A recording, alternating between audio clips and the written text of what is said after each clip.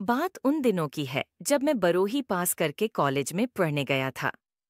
माली हालत अच्छी न होने की वजह से मुझे पापा के पास दिल्ली जाना पड़ था और इसी बीच में मैं वहीं काम भी करने लगा। समय मिलते ही मैं अपने सारे दोस्तों को मैसेज करता था। मैं शायरी का शौकीन था। हर रोज नई नई शायरी दोस्तों को भेजता और बदले में वे तारीफ भेजते। हम ज्यादातर बातें मैसेज के जरिए ही करते थे। दोस्तों के अलावा मैं अपनी चचेरी भाभी कविता को भी मैसेज करता था। वे जयपुर में मेरे भाई के साथ रहती थीं। मैं और कविता दोनों जब भी बातें करते तो ऐसा नहीं लगता था कि कोई देवर भाभी बातें कर रहे हैं। ऐसा लगता था मानो दो जिगरी दोस्त बातें कर रहे हों। एक दिन अचानक मेरे फोन पर एक नंबर से एक प्यारा सा मैसेज आया। मैं पढ़कर बहुत खुश हो गया, लेकिन अगले ही पल मैं हैरान रह गया क्योंकि जब उस नए नंबर पर मैंने फोन किया तो फोन का जवाब नहीं मिल सका। मैंने उसी नंबर पर मैसेज किया, कौन हो तुम? उधर से जवाब आया, आपकी अपनी दोस्त। मैंने नाम पूछा तो उसने बताया नहीं, फिर कभी का मैसेज लिख दिया। मैंने सोचा शायद मेरा ही कोई दोस्त मुझे नए नंबर से परेशान कर रहा है। रात को मैंने उस नंबर पर फोन किया। एक लड़की ने फोन उठाया और जैसे ही वह हेलो बोली, मेरे रोंगटे खड्डे हो गए। मैंने हकलाते हुए पूछा, कौन हो तुम? मेरा नंबर तुम्हें किसने दिया? तुम कहाँ से बोल रही हो? उस लड़की ने बताया, मेरा नाम प्राची है। इसके बाद उसने मुझसे कहा कि वह मुझे पहले से जानती है। मेरे बारे में उसने बहुत सारी बातें भी बताई। मैं देखने में कैसा हूँ, मेरा कद कितना है वगैरह। मैंने पूछा, मुझे कहाँ देखा आपने? उस लड़की ने कहा, 2 महीने पहले कानपुर रेलवे स्टेशन पर देखा था। तभी से नंबर ढूंढ रही हूँ। मैं चौंक गया क्योंकि ठीक 2 महीने पहले मैं अपनी बुआ को छोड़ने कानपुर गया था। मैं ख्याली पुलाव पकाते हुए सोचने लगा कि एक अनजान लड़की ने अनजान जगह पर मुझे देखा और तब से मेरा फोन नंबर ढूंढ रही है। पहले तो मैं अनजान था, पर अब मैं दोस्ती के नाते उससे बातें करने लगा। कुछ ही दिन हुए थे मेरी और उस लड़की की दोस्ती को। इसी बीच उसका एक मैसेज आया जिसमें लिखा था, मुझे माफ कर देना। मैं नहीं चाहती हूँ कि हमारी दोस्ती की शुरुआत झूठ से हो। सच तो ये है कि मैंने आपको कभी देखा ही नहीं। बस कविता भाभी के फोन पर आपका मैसेज पढ़ा जो मुझे बहुत पसंद आया। इसके बाद भाभी से आपका नंबर लेकर मैसेज कर दिया। मैंने सोचा कि अगर आप पहले ही सब बता देती तो आपके बारे में इतना कुछ जानने का मौका न मिलता। इस झूठ के लिए मुझे माफ कर देना और मेरी दोस्ती को स्वीकार करना। ये मैसेज पढ़कर मुझको थोड़ा गुस्सा तो आया, पर दोस्तों से इस बारे में जब मैंने बात की तो वे भी उसकी तारीफ के पुल बांधने लगे। मुझे सलाह दी कि लड़की अच्छी है, तभी तो उसने सब सच सच बता दिया। और तो और वह दोस्ती भी करना चाहती है। ऐसे सच्चे दोस्त कम ही मिलते हैं। उसे फोन कर और दोस्ती की नई शुरुआत कर।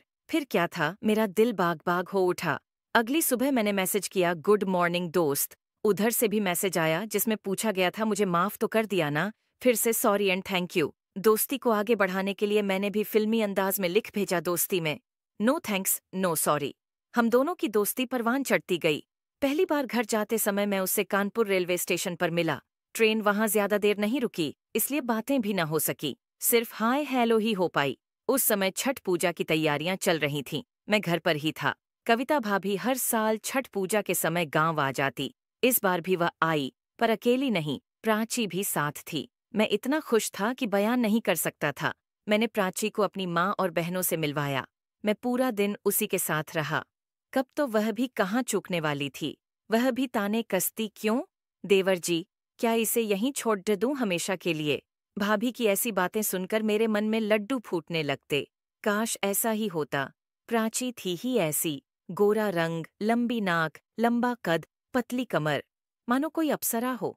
मैं मन ही मन उसे चाहने लगा था। मेरे फोन की बैटरी और पैसे खत्म हो जाते, पर बातें नहीं। हर साल छठ पूजा पर प्राची भी कविता भाभी के साथ मुझसे मिलने चली आती, लेकिन मेरी कभी हिम्मत नहीं हुई कि वह भी कभी उसके घर जाए।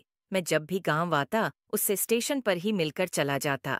प्यार वह भी मुझसे करती थी, पर बोलती नहीं थी। मैं उससे प्यार का इजहार करवा कर ही रहा। अब दोस्ती भूलकर प्यार मोहब्बत की बात होने लगी। बात शादी तक पहुंच गई। मैंने हिम्मत करके पोडी ढोसियों के जरिए अपने प्यार और शादी की बात माँ तक पहुंचा दी। माँ ने इस रिश्ते को एक बार में ही खारिज कर दिया। इसकी वजह यह थी कि प्राची उनकी बिरादरी की नहीं थी, पढ़ी लिखी है, शहर की रहने वाली है, गांव के बारे में क्या जानती है। माँ के ख्याल से शायद प्राची घर परिवार न संभाल सके। उनको ऐसी लड़की चाहिए थी जो घर को संभाल सके। घर तो प्राची संभाल ही लेती, पर माँ को कौन समझाए। पुराने ख्यालों वाली माँ जो एक बार बोल देती हैं, वही मेरे लिए पत्थर की लकीर हो जाता था। समय का पहिया अपनी रफ्तार से चलता रहा। मेरे दोस्तों, पड़ोसियों सभी ने सलाह दी कि मैं प्राची को भगा ले जाऊं। माँ कुछ दिन नाराज रहेंगी और समय के साथ सब ठीक हो जाएगा। मैं आगे पीछे की सोचने लगा। जैसे हर माँ के सपने होते हैं, वैसे ही मेरी माँ की भी सपने होंगे। वे सोचती होंगी कि उनके बेटे की शादी होगी, बैंड बाजा बजेगा, वे खुशी के मारे नाचेंगी। मैंने भी सोच लिया था कि पूरे परिवार के सामने मेरी शादी होगी। वह अपने माँ के सपनों को नहीं तोड़ सकता। एक दिन मैंने प्राची को अपने मन की बात बता दी। वह सुनकर रोने लगी। रोया तो मैं भी था। कुछ सोचकर प्राची ने कहा, आपकी शादी किसी से भी हो, पर आप हमेशा खुश रहना। माँ का दिल कभी मत तोड़ना। आप वहीं शादी कीजिएगा जहां आपकी माँ चाहती है। जब तक हम दोनों में से किसी एक की शादी नहीं होती, तब तक हम दोस्ती के नाते बातें तो कर ही सकते हैं। फिर प्राची छठ पूजा पर गांव नहीं आई। मैं भी उदास रहने लगा। हम दोनों ने क्या क्या सपने देखे थे कि शादी होगी। शादी के बाद घर पर ही वह कोई काम करेगा। प्राची बच्चों को ट्यूशन पढ़ाएगी और वह दुकान चलाएगा। कहते हैं ना कि आदमी जो सोचता है वह हमेशा पूरा होता है, बल्कि सच में सोचा हुआ काम कभी पूरा नहीं होता।